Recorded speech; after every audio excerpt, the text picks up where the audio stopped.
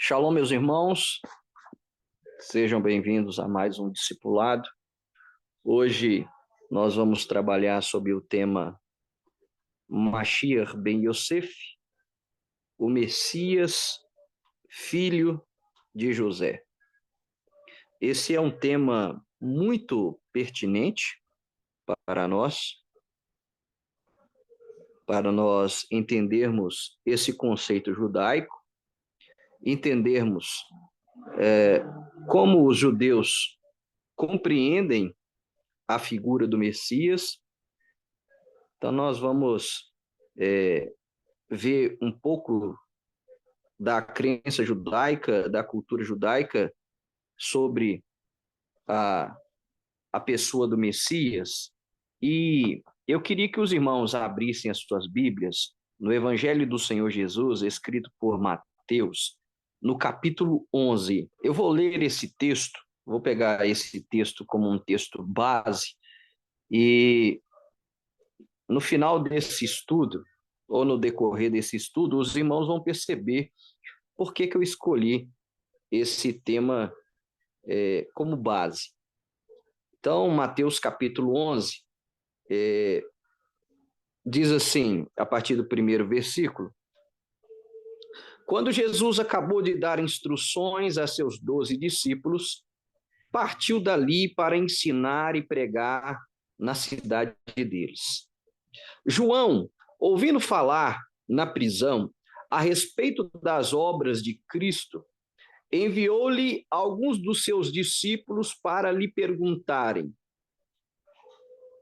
Olha a pergunta: és tu aquele que há de vir ou devemos esperar outro? Jesus respondeu-lhes: Ide contar a João o que ouvis e vedes. Os cegos recuperam a vista, os coxos andam, os leprosos são purificados e os surdos ouvem. Os mortos ressuscitam e os pobres são evangelizados. E bem-aventurado aquele que não se escandalizar por causa de mim.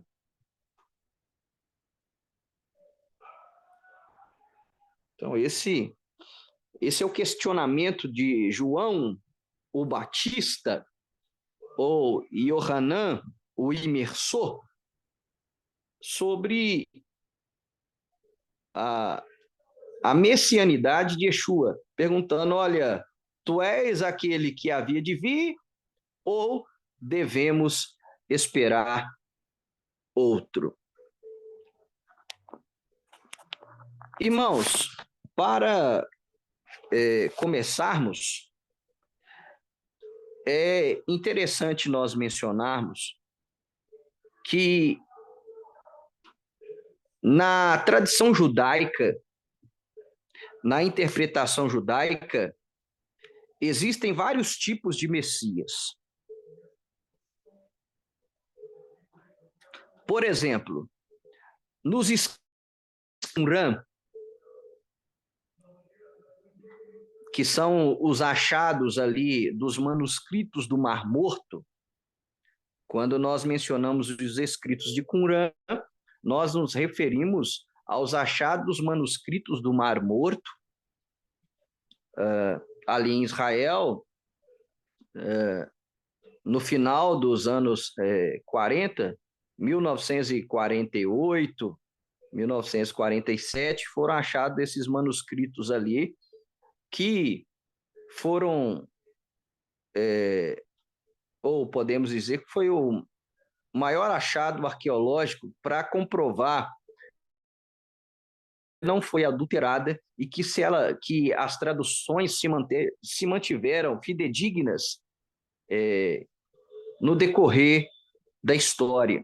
Então, os achados dos manuscritos do Mar Morto ou os escritos de Qumran são importantíssimos, ok? E outra, os manuscritos do Mar Morto ou os escritos de Qumran, eles nos proporcionam algo muito importante, que é qual era a crença, ou grande parte da crença judaica, no período do Segundo Templo, ou seja, do período de Yeshua também. Então, qual que era a expectativa messiânica deles, em que eles criam, né? Então, esses escritos de Qumran lançam luz sobre esse tema.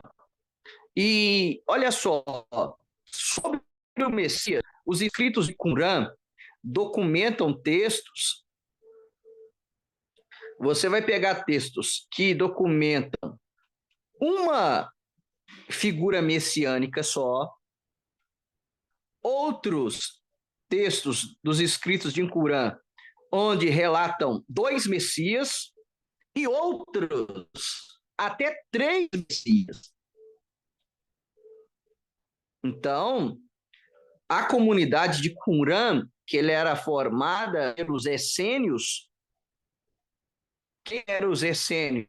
Eram sacerdotes legítimos que, devido à corrupção do templo, principalmente na época posterior, durante os macabeus, começaram-se depois a vender títulos de sacerdote, ou seja, não eram muitos sacerdotes legítimos, e devido a toda essa corrupção, essa política que se transformou no templo, eles abandonaram o serviço sacerdotal no templo e montaram essa comunidade no deserto de Qumran.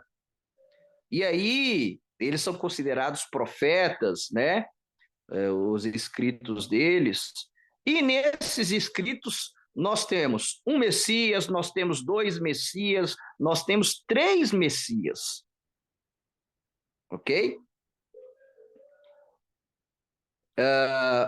De acordo com essa tradição, nós temos o Messias rei, nós temos o Messias sacerdote ou Messias profeta, que aí eles associam com Elias, com Eliahanavi, o profeta Elias, tá? Isso é muito importante. Então, eles apresentam 3 tipos de Messias: Messias rei, o Messias como rei, o Messias como sacerdote e o Messias como profeta. E é interessante porque, de acordo com a Brit Hadashah, com o Novo Testamento, o Messias, Yeshua, ele tem um papel de rei, tem um papel de sacerdote e tem um papel de profeta. E é interessante porque esses 3 segmentos, eles eram ungidos. E daí vem a palavra Messias, Mashiach, que significa ungido, literalmente ungido. O rei era ungido, o sacerdote também, e o profeta também. E Yeshua, ele cumpre esses 3 papéis. Na verdade, Yeshua, ele teve a sua entrada triunfal como rei, montado no jumentinho, mas ele vai exercer ainda de fato o seu ministério real. Mas o seu ministério sacerdotal ele exerce hoje, desde a sua morte no Calvário até hoje, ele está exercendo o seu ministério sacerdotal diante de Deus, nos céus, no templo celestial. E enquanto ele esteve aqui de forma terrena, na sua primeira vinda, ele exerceu o seu ministério profético. Várias vezes nos evangelhos, nós vamos ver que ele é chamado de o profeta que haveria de vir.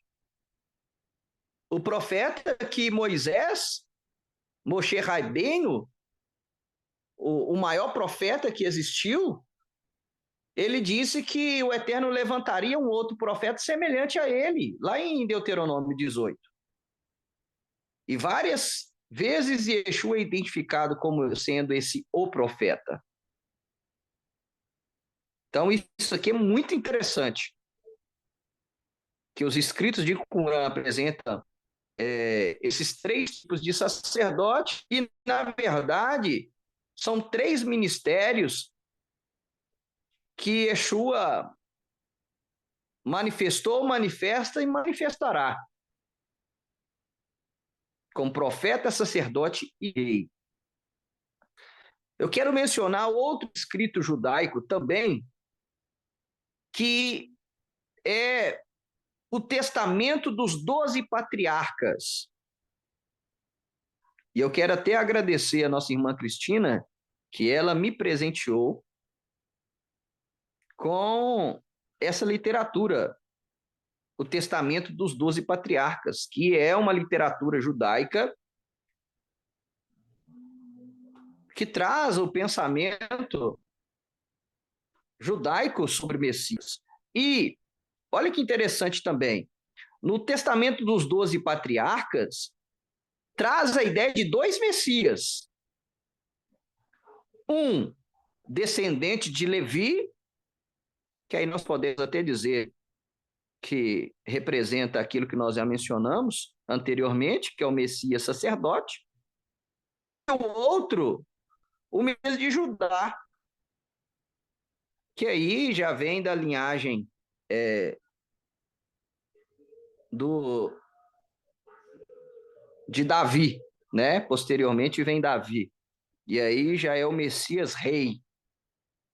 Olha que interessante. Então, na literatura judaica, nós temos vários tipos de Messias. E a nomenclatura mais conhecida sobre o Messias, mais famosa hoje, e principalmente nós encontramos no Talmud, que é um compêndio judaico, nós temos Machia ben Yosef, o Messias filho de José, e nós temos Machia ben David, o Messias filho de Davi. Então nós temos dois tipos de Messias. Também, na literatura talmúdica, Machia ben Yosef e Machia ben Davi. E por que isso? Porque dentro do estudo judaico, da crença judaica,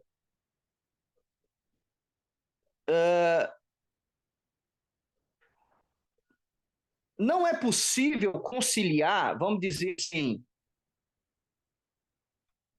as profecias bíblicas em um só Messias.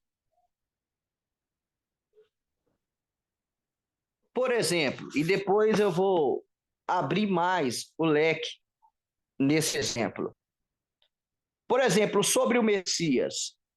Lá em Daniel 7, nós temos a profecia de Daniel que o Messias vai vir nas nuvens. Em Zacarias 9, nós temos o Messias vindo montado no jumentinho. E aí os rabinos, os sábios do povo judeu, eles falaram, olha, são duas profecias distintas. Então, haverá mais de um Messias. Então, essa é a crença judaica. Há um modelo messiânico plural. Não existe uma única pessoa que faz tudo dentro da crença judaica sobre o Messias. Então, a crença judaica é de que há mais de um Messias. E aí vocês vão entender a pergunta de João Batista ali em Mateus capítulo 11. Ele perguntando a Yeshua, és tu aquele que havia de vir ou nós temos que esperar outro?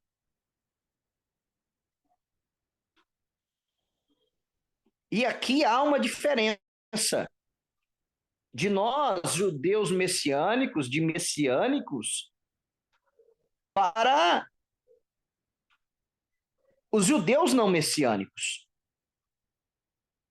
Aqui há um ponto de divergência,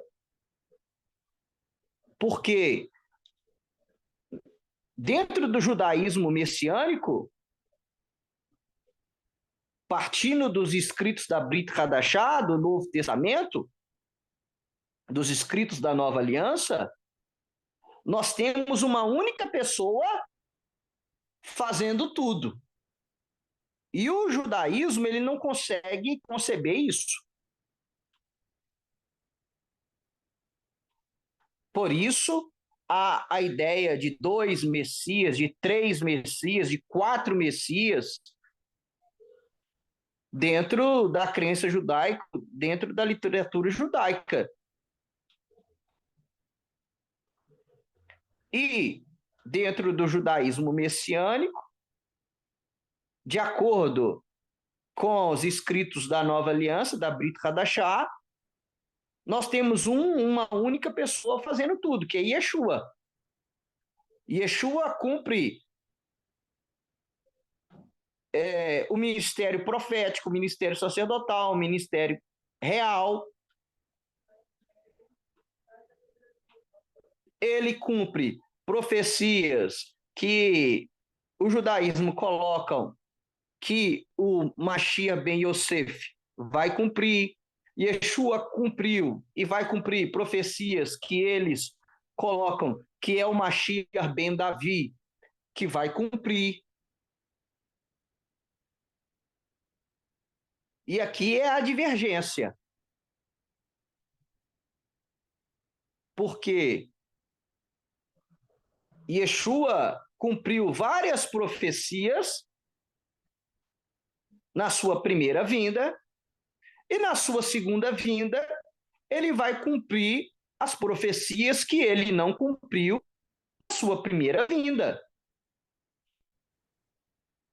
Esse é o entendimento que nós temos de acordo com o Novo Testamento, com a Brit Hadashah, e que diverge do pensamento judaico hoje, do pensamento judaico convencional. Então, há essa diferença aqui.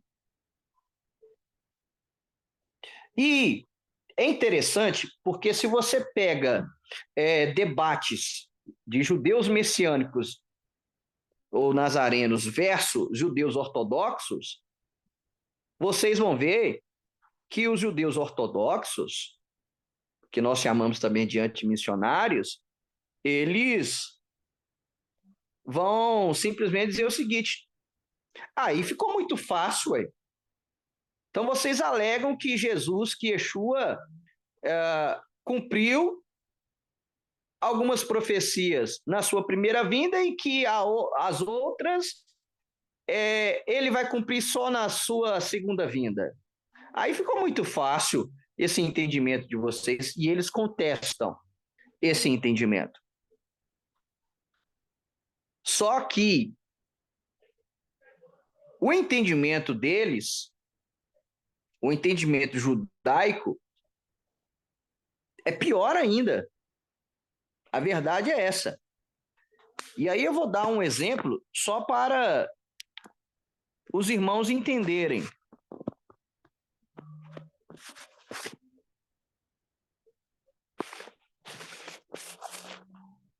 Eu vou ler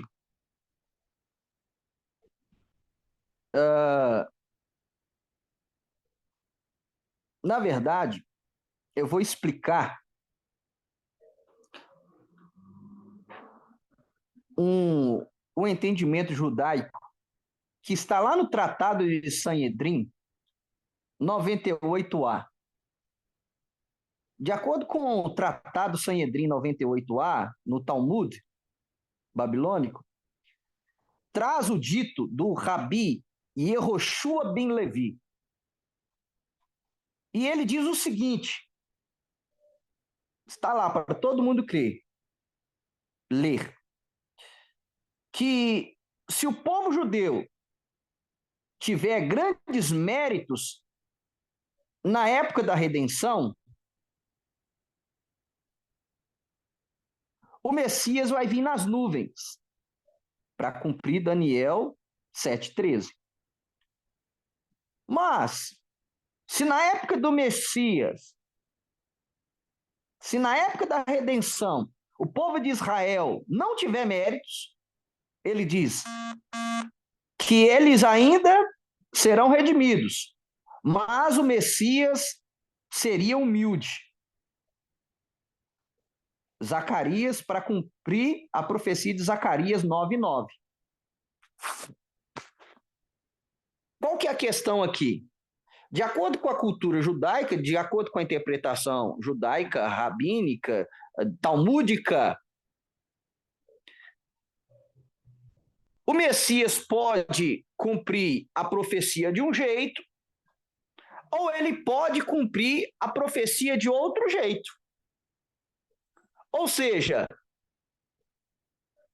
partindo do princípio talmúdico, existem algumas profecias na Bíblia que não vão se cumprir. Então, é condicional. Ou vai ser de um jeito, ou vai ser do outro, como o exemplo citado. Mas, por exemplo, Zacarias 9:9, que diz que o Messias vai vir montado no jumentinho. Yeshua cumpriu na sua primeira vinda. E olha que interessante, quando Yeshua foi censurado e julgado secretamente, de forma totalmente desproporcional e ilegítima, à noite, às escondidas na casa do sacerdote, quando ele foi questionado se ele era o Messias, ele simplesmente citou Daniel 7,13, que eles verão o Filho do Homem vindo sobre as nuvens. Ou seja, que Yeshua, na sua volta, ele não vai vir montado no jumentinho, mas ele virá nas nuvens do céu com grande poder e glória. Ou seja, de acordo com o Novo Testamento, de acordo com a Brit Hadashah, as duas profecias serão cumpridas. Não ficará profecia sem ser cumprida. Então, há aqui um grande diferencial. Porque no pensamento judaico, o Messias pode cumprir a profecia de um jeito, ou o Messias pode cumprir de outro jeito. E aqui é importante a gente entender. E é por isso que nós temos que aprender com quem? Com os judeus crentes em Yeshua. Você viu que a mentalidade é diferente, que a interpretação judaica do texto é diferente? E que o filtro é a Brit Hadashah, o Novo Testamento, que é a aplicação de Yeshua da Torá, dos profetas e dos escritos, que é a aplicação dos seus apóstolos, dos seus shilichim, a aplicação da Torá, dos profetas e dos escritos. Então nós temos que aprender com quem tem a mente de Cristo, a mente de Mashiach. E hoje nós estamos vendo muitos cristãos que descobrem as raízes judaicas da fé e querem aprender com os judeus ortodoxos. E aí, quando pega questões como essas, lá na frente vão negar Yeshua como Messias, que é o que mais nós temos visto. E para nós avançarmos para terminar a primeira parte desse estudo, e isso aqui eu aprendi com o meu professor, o Rosh Tzadok Ben-Derer, ele ensina o seguinte: muitos messiânicos erram quando dizem que Yeshua cumpriu todas as profecias direcionadas a Mashiach ben Yosef na sua primeira vinda. E não é verdade. Yeshua não é Mashiach ben Yosef. Por quê? E aí ele vai explicar o porquê.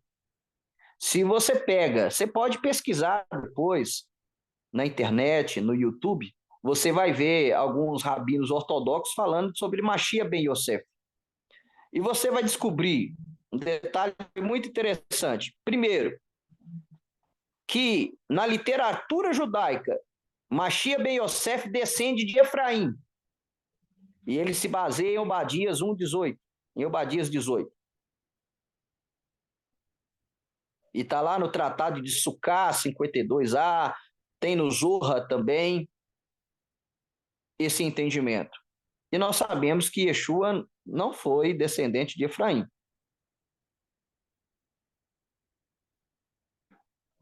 Ele foi da tribo de Judá.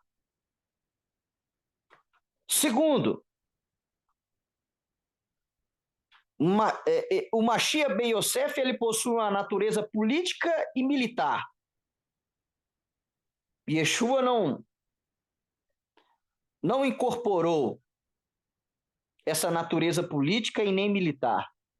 Quando ele foi questionado sobre política, ele disse: dai a César o que é de César, dai a Deus o que é de Deus. Quando ele foi questionado de quando ele traria o reino, quando ele iria livrar Israel dos domínios romanos, ele falou: não cabe a vós saber o tempo nem a época que o Pai já pré-estabeleceu. Quando ele foi questionado se ele era rei por Pilatos, ele disse: olha, o meu reino não é deste mundo. Então, Yeshua não veio com uma proposta militar e nem política. Daí muitos se decepcionaram com ele, porque havia essa expectativa messiânica e até hoje, por parte dos judeus, existe essa expectativa messiânica de uma figura política militar. E Yeshua não veio com essa proposta.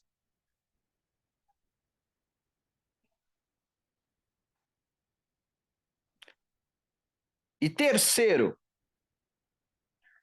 Mashiach ben Yosef na literatura judaica, ele será morto na guerra de Gog e Magog. Eles extraem esse entendimento de Zacarias 12:10, que chorarão por ele aquele que foi transpassado. E essa interpretação do Rashi sobre Sucá 52a. E nós sabemos que Yeshua não vai morrer na guerra de Gog e Magog.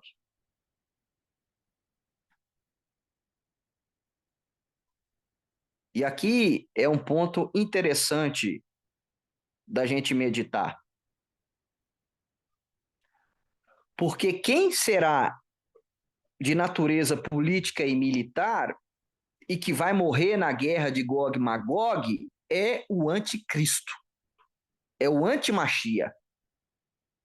Então, olha só isso aqui, irmãos. Por causa desse entendimento errado do Messias sofredor,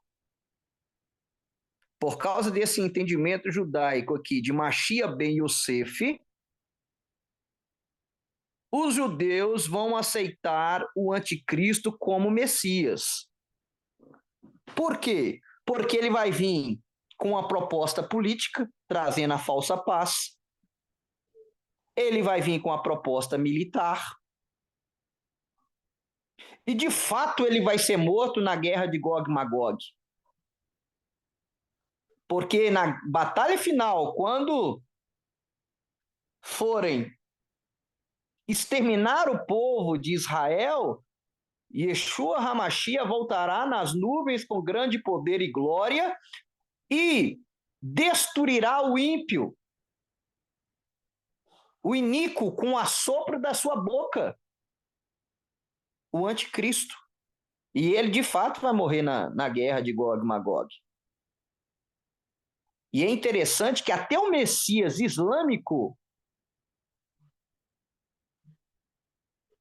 ele morre depois de 7 anos que ele vai se manifestar. Olha que interessante.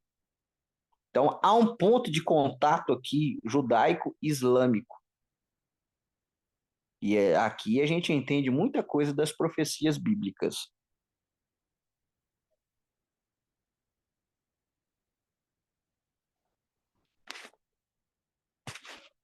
Então, muitas das profecias, vocês vão ver que o judaísmo aplica a Mashiach ben Yosef, ao Messias filho de José, e outras profecias serão aplicadas a Mashiach ben David, o Messias filho de Davi. Por causa dessa disparidade de profecias. Por exemplo, há profecias de um Messias simples e há profecias de um Messias rei, com poder e com glória. Então, como eles não conseguem conciliar os textos, há mais de uma pessoa messiânica dentro do pensamento judaico.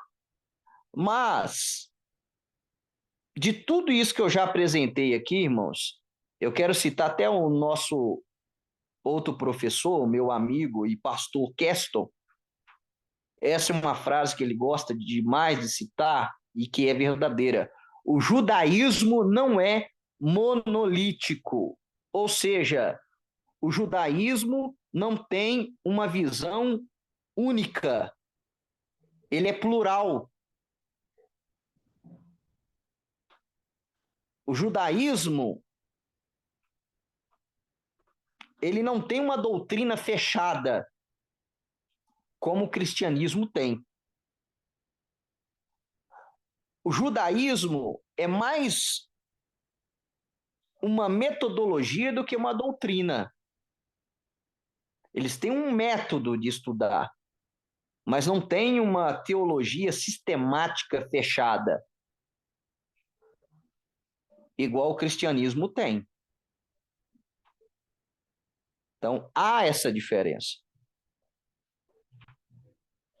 Mas eu quero explicar algo aqui que é interessante. A Torá, e eu mencionei isso no estudo da Paraxá, ela vai ocupar grande parte do livro de Gênesis para apresentar a pessoa de Yosef, de José. José é uma figura muito importante na Bíblia. E outra figura importante na Bíblia,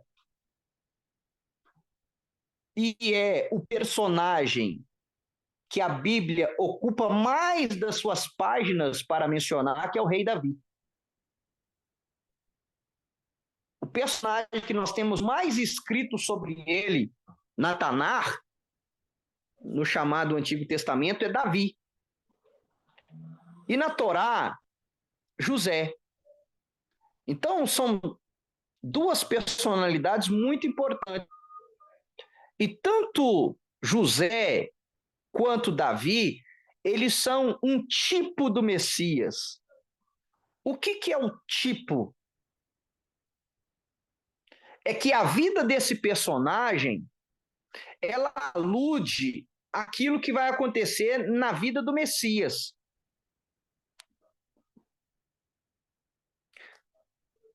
Por exemplo, hoje nós vamos focar no personagem José. Muito daquilo que aconteceu na vida de José aconteceu na vida de Jesus. Muito daquilo que aconteceu na vida de Yosef aconteceu na vida de Yeshua. Por isso que José é um tipo do Messias. Isso é muito interessante. E por isso que Davi é um tipo do Messias. E o Davi é muito mais, porque as profecias dizem e ensinam que o Messias tem que descender de Davi. Então é mais do que um tipo. Aí já vem a descendência. Mas focando na semelhança entre José e Jesus, para vocês verem que Yosef, José, tem muitos pontos de contato com a vida de Yeshua, eu vou citar aqui algumas semelhanças para vocês verem que José, de fato, é um tipo do Messias. E por isso que há esse entendimento de Mashiach ben Yosef. Primeiro, quando a gente inicia lá o estudo sobre José. José foi amado por seu pai e foi odiado por seus irmãos. E Yeshua foi amado por seu pai. E o Eterno declarou isso dos céus, através da Bait Kol, da filha da voz. Este é o meu filho amado em que eu tenho muito prazer. Deus declarou isso sobre o seu filho, quando ele passou pelo mikveh, quando ele passou pelo batismo. E por causa desse reconhecimento de Deus a Yeshua, os seus irmãos o odiaram. Os judeus o odiaram. Da mesma forma, José. José foi amado por Jacó e odiado por seus irmãos.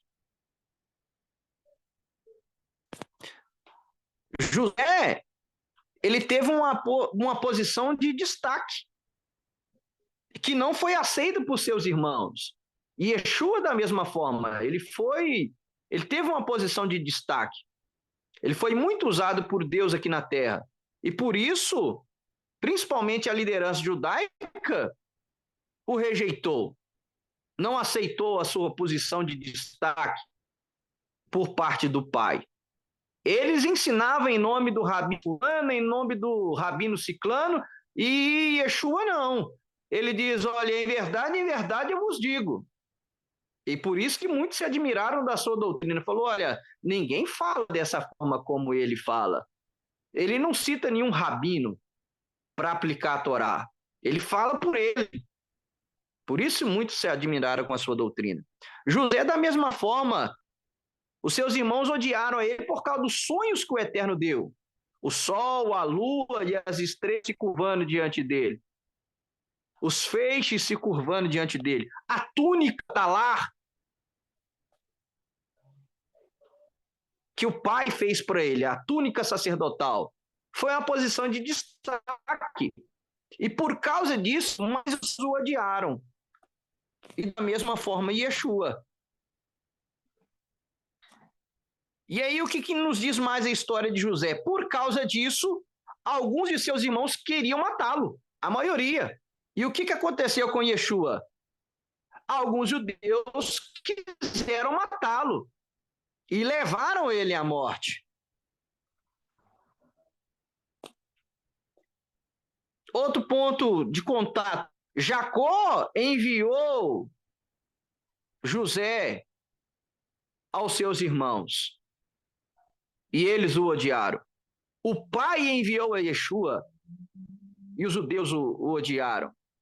Jacó pastoreava o rebanho do seu pai. Yeshua também pastoreou o rebanho do seu pai. José, os irmãos conspiraram contra a vida dele para matá-lo. Yeshua teve os fariseus, os saduceus, os sacerdotes, conspiraram contra a vida dele.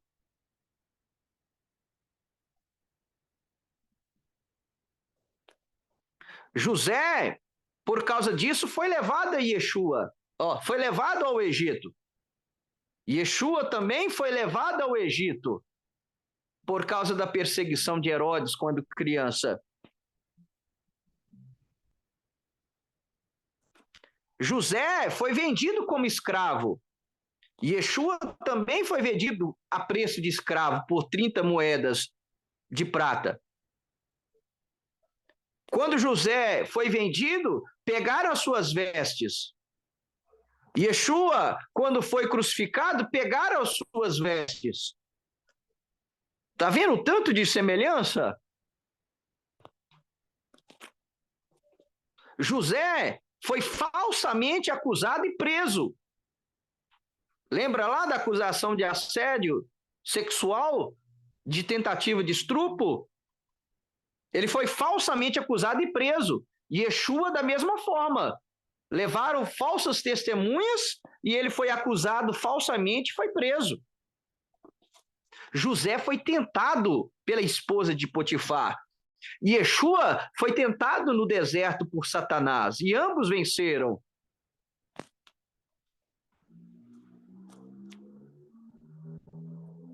Outro exemplo. José foi preso, foi colocado entre dois prisioneiros, o copeiro e o padeiro. E o que aconteceu? Um foi salvo e o outro foi condenado. Yeshua, ao ser crucificado, foi colocado com outros dois condenados. Um foi salvo e o outro rejeitou e foi condenado. José, que tinha 30 anos de idade, no início do seu reconhecimento público como governador do Egito. Yeshua começou o seu ministério terreno e público com 30 anos de idade. José, ele foi exaltado após todo o sofrimento que ele passou no Egito. Yeshua foi exaltado depois que ele foi crucificado debaixo da terra. José perdoou os seus ofensores, perdoou os seus irmãos, o mal que eles intentaram fazer contra ele. Yeshua também perdoou os seus algozes. Pai, perdoa-lhes porque eles não sabem o que fazem. José salvou o mundo da fome. Yeshua salvou o mundo através do seu sacrifício vicário, pelo derramado do seu sangue.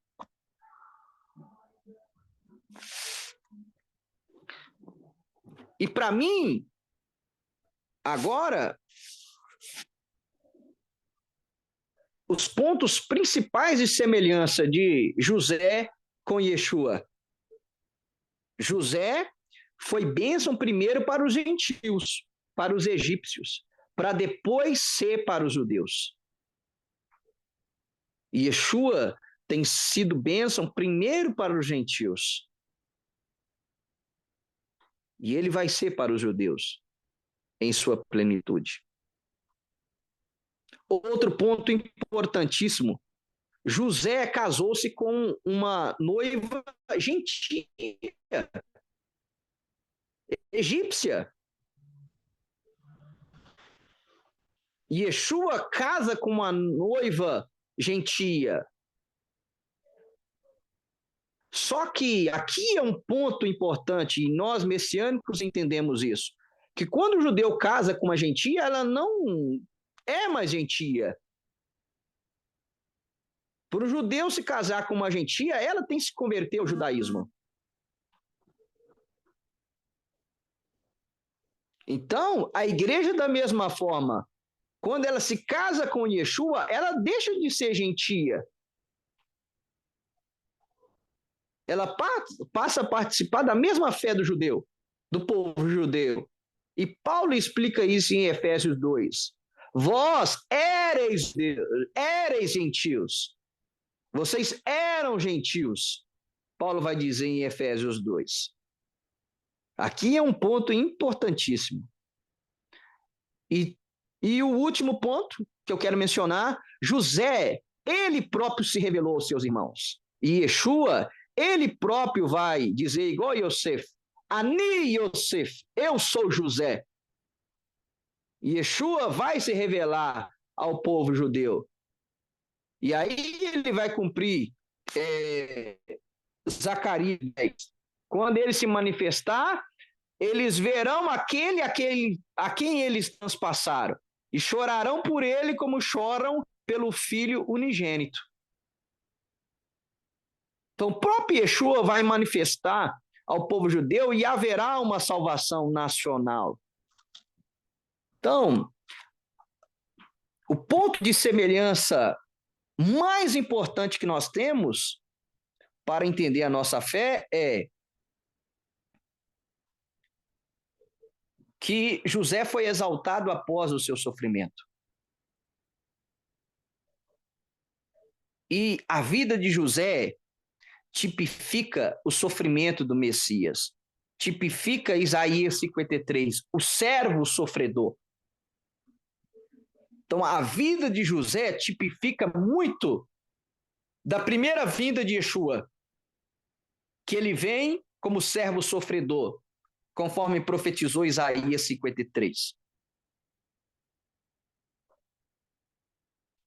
E pontos importantes. Ele primeiro está sendo bênção para os gentios. E Paulo vai falar isso em Romanos 11. Olha, se a queda e a rejeição do povo judeu trouxe salvação, trouxe plenitude para os gentios, quanto mais quando o povo judeu aceitar Yeshua como Messias, será a vida dentre os mortos. E o ponto importante é que José ele casa com uma egípcia, com uma noiva, entre aspas, gentia. Só que ela deixa de ser gentia. E nós, gentios, nós deixamos de ser gentios quando nós nos casamos com o Messias judeu, Yeshua. Nós passamos a ter a mesma fé, a mesma tradição.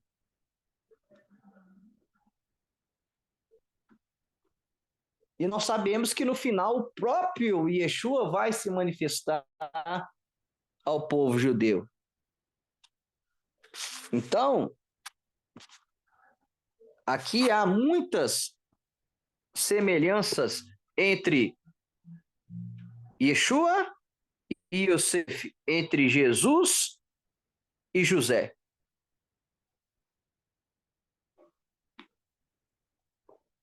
E aí, para a gente encerrar, eu quero voltar no texto de Mateus 11, que diz: João, ouvindo falar na prisão a respeito das obras de Cristo, enviou-lhe alguns dos seus discípulos para lhe perguntarem: És tu aquele que há de vir ou devemos esperar outro? E eu já vi vários e vários pregadores e pastores ensinando. João foi preso e ele perdeu a fé na prisão. João era profeta, gente. O próprio Yeshua testemunhou dele. Olha, dos nascidos de mulher, João é o maior. Um homem que nunca temeu a morte e denunciou o pecado dos líderes judaicos de sua época, dos governantes, daqueles que governavam sobre o povo judeu de sua época. Ele nunca temeu a morte. Aí ele vai perder a fé na prisão? Ele ficou questionando se Jesus era o Messias ou não. Aqui não é a questão. Nós acabamos de aprender que na mentalidade judaica existem vários tipos do Messias. O que de fato João está questionando aqui é: és tu aquele que há de vir ou devemos esperar outro? Ou seja, você vai cumprir todo o aspecto messiânico ou virá outro para cumprir outros aspectos messiânicos que você não vai cumprir? Essa é a pergunta. É uma pergunta teológica. E aí a resposta de Jesus para ele. Jesus dá a resposta para ele. Ele pergunta em código e Jesus responde em código. Versículo 4 diz: Jesus respondeu-lhes: Ide contar a João o que ouvis e vedes. E aí o que? Os cegos recuperam a vista, os coxos andam, os leprosos são purificados, os surdos ouvem, os mortos ressuscitam, os pobres são evangelizados. Só que na profecia que Jesus está citando aqui, há a profecia que o Messias vai libertar os cativos, vai libertar os presos, mas Yeshua não menciona aqui. E isso é um ponto que o doutor David Stern, o judeu messiânico David Stern, ele pontua esse detalhe. Jesus oculta propositalmente isso aqui. E é por isso que ele vai dizer no versículo 6, e bem-aventurado aquele que não se escandalizar por causa de mim. Ou seja, João, não se escandalize de dizer. E a palavra que escandalizar é no sentido de perder a fé. De você sofrer algo que você pensa, não é viável eu continuar crendo por causa disso que eu estou passando. Por isso que Jesus disse, olha, e bem-aventurado aquele que não se escandalizar por causa de mim. Ou seja, Yeshua, nas entrelinhas, está dizendo, olha, você vai morrer na prisão. Nessa minha vinda, eu não vim para pôr em liberdade os cativos. Eu não vim para cumprir esse aspecto profético de militar, de Messias rei, de um Messias militar, de uma natureza política militar. Não, eu vim para cumprir as profecias do servo sofredor. E ali João teve a resposta e entendeu. E de maneira nenhuma ele perdeu a fé na prisão. Então é importante trazer Mateus 11 no seu contexto original, até para a gente entender como que era a mentalidade judaica. Não existe um só pensamento judaico. Os judeus ele tem formas plurais de entender. O cristianismo que ele é mais dogmático, ele é mais fechado em doutrina sistemática. O judaísmo não. O judaísmo foca na metodologia e não na doutrina. Só para os irmãos entenderem, existe uma história judaica que diz que um judeu ele estava navegando e ele sofreu um naufrágio e acabou de ficar numa ilha. Ele conseguiu chegar até uma ilha e ficou numa ilha deserta. E ele ficou lá por muito tempo. Só que em uma determinada época, quando ele estava com fogo aceso lá na ilha, algumas pessoas que passaram de longe navegando viram a fumaça. E foram até a ilha e encontraram o judeu lá. E aí, irmãos, quando eles se depararam com o judeu, eles viram que naquela ilha deserta, onde só existia aquele judeu, havia duas sinagogas. Duas sinagogas. E aí questionaram para ele, mas você é o único habitante dessa ilha, por que existem duas sinagogas? Por que você construiu duas sinagogas? E aí ele disse o seguinte, essa é a que eu vou e aquela ali é a que eu não vou.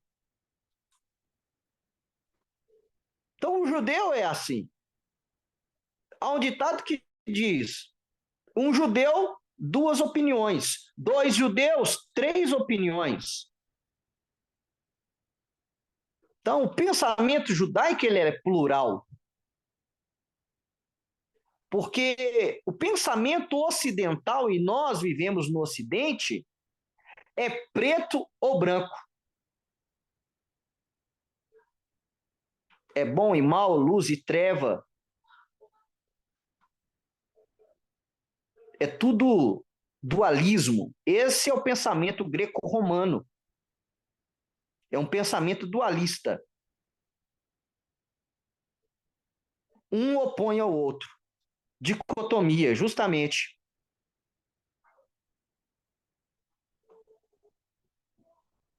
E no judaísmo a gente tem o preto, o branco e 50 tons de cinza.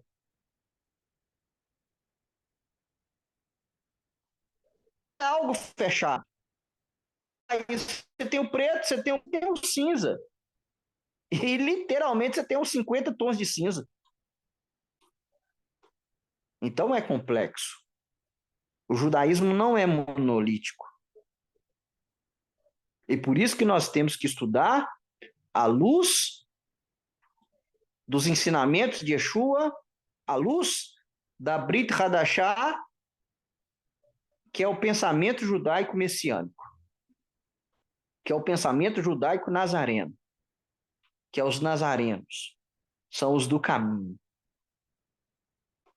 Então, irmãos, hoje eu quis trazer esse estudo para a gente abordar o José como um tipo do Messias. Nós vimos aí várias semelhanças, paralelos na vida de um e do outro.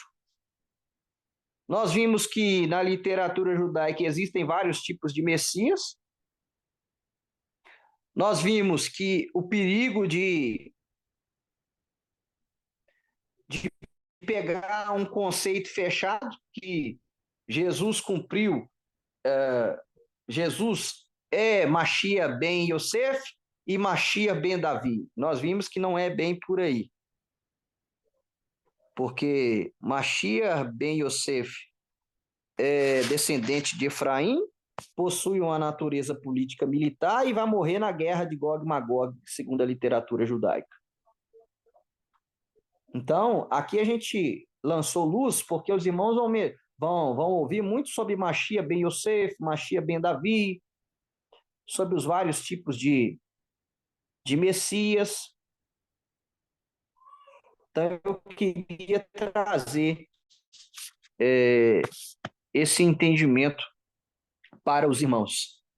E nós não vamos parar aqui, não. Nós vamos agora estudar as profecias que Yeshua cumpriu na sua primeira vinda. É importantíssimo nós entendermos e sabermos isso. Até, como eu disse lá, para nós aprendermos a defender a nossa fé, que é fortemente atacada e vai ser fortemente atacada. E também para sabermos responder às pessoas a razão da nossa fé. Amém, meus irmãos? Meus queridos, shalom, shalom e até o próximo estudo.